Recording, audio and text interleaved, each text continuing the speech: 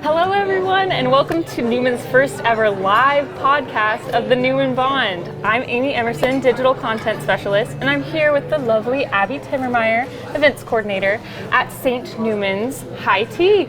Today we're spilling the tea on all things high tea at Newman.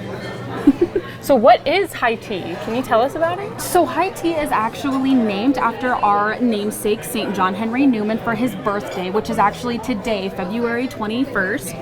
And we come together and we celebrate St. John Henry Newman for his birthday, and we celebrate with our traditional high tea, which is tea and traditional English foods. So our faculty and staff were gracious enough to actually prepare these in their own homes and bring them for high tea today. And we're actually going to go take a look at some of these wonderful looking foods. Yay! And you know, guests are encouraged, they don't have to, but they sometimes choose to wear these fancy hats or fancy clothes. Abbi, where did you happen to get your high tea hat today? Well, I actually borrowed my high tea hat right now from Deanne Zogelman, which was our director of music, and she actually had this in her own personal stash, and she let me borrow it. That's sweet. Where'd you get your cute little one from? Oh, I just got this old thing from an antique shop downtown. It's very stylish. Thank you. Very stylish. Thank Do you want to you. go around this way? Let's go around this way, yes. We'll get a good view of some of the foods. Poppy seed bread is a pretty popular one. Lemon bread, I might need a slice of that lemon bread. I might need a slice of both here. Poppy seed is my favorite. My dog is actually named Poppy Seed, so I have to do a poppy seed bread. In honor of her, of Do you course. want a poppy seed? I would take a little poppy seed. Looks like the Scottish shortbread's on the bottom. That one I've heard is a little bit more like a biscuit, English biscuit, kind of sturdier, savory, a little less sweet. A little less sweet, yeah, that's what I've heard. Oh, we've got our almond biscuits. I'm gonna try this. Shrimp sandwiches. Oh, look at the bread, how thin that is. That's very traditional in English high tea recipes. Everything has really, really thin bread. It's not like our bread that we do here. I like that. Probably so that you can enjoy more of them. Yes. Less hearty, so you can get multiple slices. And everything, because everything is cut really small, so you just have a little nibble of each, it looks like. Ooh, did you help prepare these cucumber butter sandwiches? I did. I don't know if these are mine specifically, but I did make this dish. Aww. One of them. That's so sweet of you. I think another really popular one are the scones. Currant scones are supposed to be one of the more tricky recipes to make from what I saw from the recipes, but I have a big appreciation for those. Ooh, carrot cake. Absolutely. I can't miss out on any carrot cake. Oh, I love carrot Do you want cake. any? Yes, I sure do. You want to pop that on? Ooh, thank you so much. Question, trivia time. Ooh. What recipe at high tea requires the most ingredients to make? Any guesses? I'm gonna guess one of the cakes, because I know traditionally cake usually has a lot of ingredients in it, but I'm not sure which cake. Well, you're right on target with the cake. It's actually the carrot cake with 17 individual ingredients, believe it or not. Yeah, pretty big deal. 17 ingredients for one cake? Mm-hmm. I can't wait to try it. Oh yeah. Ooh, may I have some trifle, please? This is also a very popular recipe. I feel like it's always the first to run out, but I could be wrong. Look at that presentation. Do you see it from the sides over here? The strawberries on the outside. Take a little extra whipped cream, top it on. Thank you so much. I made that trifle, but it looks good. Oh. It does look, I can't wait to try it. Maybe Dan Murphy. I know he's made it in the past. Seems like I was right. So everything on this side is the exact same as it was on the other side? Mirrored. So I love think it. we covered everything. I love these recipes though. It really takes a lot of people to bring high tea together too. Didn't you say there's more than like 50 volunteers involved? I believe so. I think there are, when I checked the sign up this morning, it was close to about 70 people. Oh my gosh. Well, I would assume that a successful high tea is definitely in part to the volunteers. And I know we wanted to give a special shout out to Cheryl Stanley. Cheryl's the proud parent of not one, not two, but 5 Newman alums, and she heads the planning committee each year. She's also in charge of all of these beautiful teapots and teacups, tea sets that you see around here that are themed. She brings all of these and has collected them over the years. So yeah, and they spent about generous. 3 to 4 hours yesterday setting all of this up. Cheryl had a ton of student volunteers, and we cannot thank our volunteers enough for helping her set everything up. So they actually paid super good attention to detail to do every single one of these little centerpieces on each of the tables. I love it. Well, they definitely look very presentable. I think that deserves a little clink to cheers. Clink. Cheers to our volunteers. Thank you, volunteers. And you know, St. Newman obviously is the namesake of Newman University, but there's a lot of facts about him that I learned just from attending high tea as a student, but also throughout the years. Really? So today, as you said, is his birthday. He's actually 223 today, which is kind of a big deal. He Imagine having a 223rd birthday, and we're still celebrating. Yes, his legacy lives on, that's for sure. Absolutely. He lived 1801 to 1890 during the Victorian era. And it was part of the English tradition to have high teas, and it was a little bit more festive over in England than it is here. But we kind of pay homage to his history, to his upbringing, because tea was definitely a regular part of his life. He also played an instrument. Do you have any guesses as to what type of instrument he played?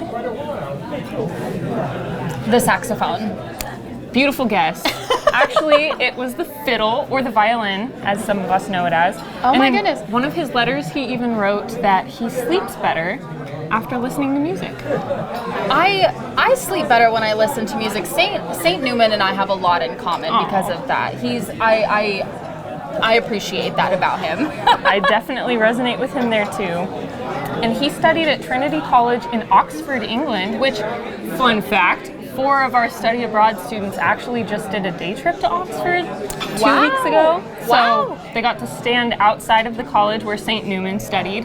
And he entered college at the age of 15. I learned that today. Oh my gosh. He was so wise beyond his years. Absolutely. And scholarly. Oh my gosh. Yeah, our students who are over in England right now, one of my student workers, she absolutely loves it over there. She has told me that she is just in love with everything that she's doing over there. So I'm so proud of our students being able to go and kind of experience the things that maybe he experienced in London and Oxford, like you said. How exciting. I know. And there's even a St. Newman sculpture on campus at Newman University, Birmingham, which I think is kind of fun because obviously we've got ours out front at Newman University in Wichita.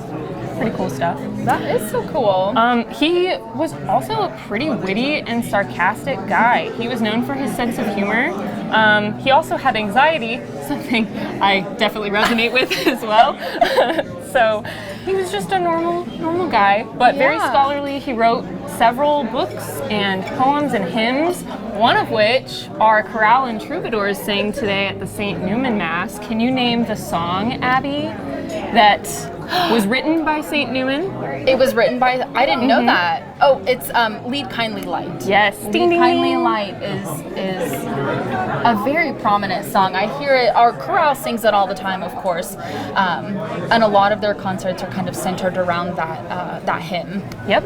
And that was written by St. Newman. Wow. So, he sounds like a very well-rounded, a very eclectic gentleman, doesn't he? Very poetic, creative, like many of our students today.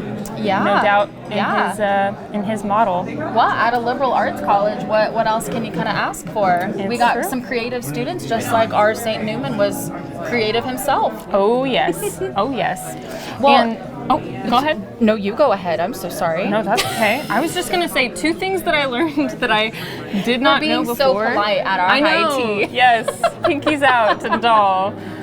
There were 2 miracles that required St. Newman to become a saint. So for the longest time at Newman, we knew him as Cardinal John Henry Newman. Now he is Saint John Henry Newman. And those two miracles were actually a man in 2000. His name was Jack Sullivan.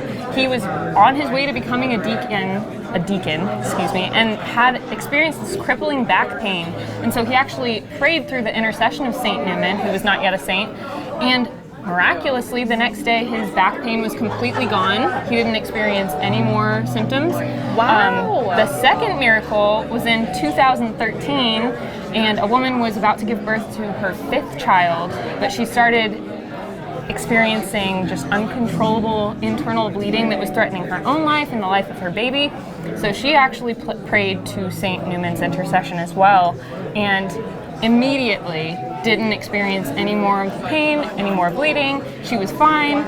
So What skip a ahead. miracle. Yeah. 6 years after that, Saint Newman actually became a saint. Was canonized by Pope Francis. Yep. So now we know him as the Saint Newman that he is. Yeah. Pretty profound. Well, and you had, and Amy and I had talked before. We had discussed Saint Newman actually becoming a saint in 2019. And before I started working here, we did have a room dedicated to him, and it was called the Cardinal Newman Room. And we had to change the name because he became a saint, so we had to rename it Saint Newman Room. Upgrade. Yeah, very Big much deal. so. Pretty big deal. Well, kind of on the same note as some history about Saint Newman, I kind of want to talk about some of Newman's history. Absolutely. That has to do with actually our pride and our joy, our ASC sisters, and we have a long history with them. So even though Newman University has been around since 1933, it actually proceeds further than that.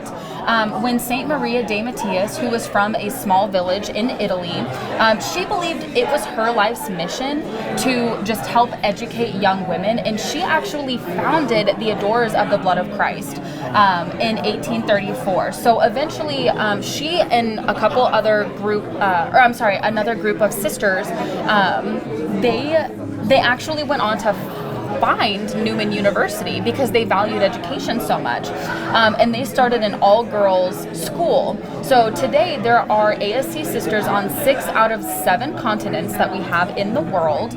And Newman University remains the only university founded by the ASC. Newman was actually a high school, and it was named the Sacred Heart Academy, and it was all-girls high school.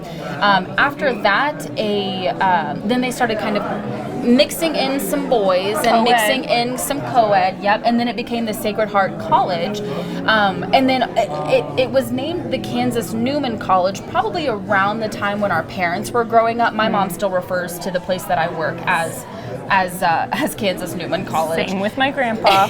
Yep. And then in 1998, that's actually when we became Newman University. I So like that how many shifts we've had over the I years. know. I'm sure each one felt significant to the group that graduated from that class. Absolutely. I wonder if we're going to be renamed again. Maybe we Saint had- Newman University, Saint since he Newman. is a saint. Yeah. As of, what is that, 5 years ago? 5 years ago 20 now? yeah, 2019. We're in 2024, people. This is crazy. So part of history and celebrating history at Newman is also just Heritage Month as a whole. This actually marks the 10th year of Heritage Month at Newman, believe it or not. How's the cheese? It's fantastic. I don't mean to eat while you were talking. Oh, of course. I want you to enjoy. This is so good. I tasted a strawberry earlier in the trifle, and I tell you what, that pudding texture with that strawberry, just, Wonderful. Oh, so good, so good. But as I was saying, Heritage Month was actually founded by the late sister Charlotte Rohrbach, ASC. Rest in peace, sister. She came up with the idea of doing Heritage Month because she noticed how many of Newman's historical kind of milestones all landed between February 4th and March 4th. So February 4th marked the feast day of Saint Maria de Matthias, as you said, the founder of the Adorers of the Blood of Christ, who founded Newman University. And then, let's see, February 21st, St. Newman's birthday. 223rd birthday. Pretty big deal. Happy birthday, St. Newman. Should we sing him happy birthday? Maybe we'll wait until after our event here. Okay, And we can okay. get everybody to sing with us. That would be great. Off camera. Okay. Oh, okay. Sorry, Facebook, you're not going to see this today. And the final one, March 4th, is actually the founding day of the Adorers of the Blood of Christ Sisters. So, wow, that is when they came to be. They were inspired by St. Maria de Matias. So we get to celebrate all of these events throughout Heritage Month. It's a pretty big deal around here at Newman University. Yeah, well, and Heritage Month is not over yet. We still have several events from now until the end of February. So just beginning this Friday, we're actually going to host a dueling piano show, and all of the money that's donated at the dueling pianos to the artists, they are actually going to donate that money back to Newman University for our Giving Day. So generous. And Giving Day, just a reminder, is next Wednesday, February 28th. This will be an all-day event. This is going to be something that we're going to just remind everybody what Newman University is all about. So we do ask for, if you would like to give anything that you can. We really appreciate it. And then following Giving Day is our homecoming night on February 29th. So we'll have a men's and women's basketball game. The women's basketball game starts at 5:30, and the men's basketball game will start at 7:30.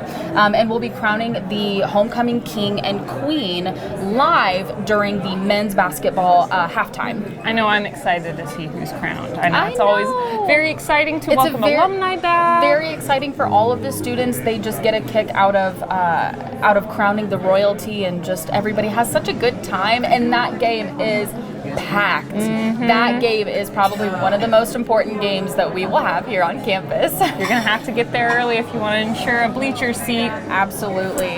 But with that, thank you so much for celebrating high tea with us. We hope you get the chance to come out. It does continue until 7 p.m. You can pick up your delicious plate of finger foods and your English tea, English breakfast tea as we have here, or Earl Grey. There's two different types. Yep. But if you can't make it, we encourage you to pour yourself a nice cup of tea in honor of St. Newman's birthday. So cheers, Miss Abby. Cheers. And with that, we thank you for listening to the Newman Bond. We release new episodes every first and third Tuesday of the month. We will see you next time.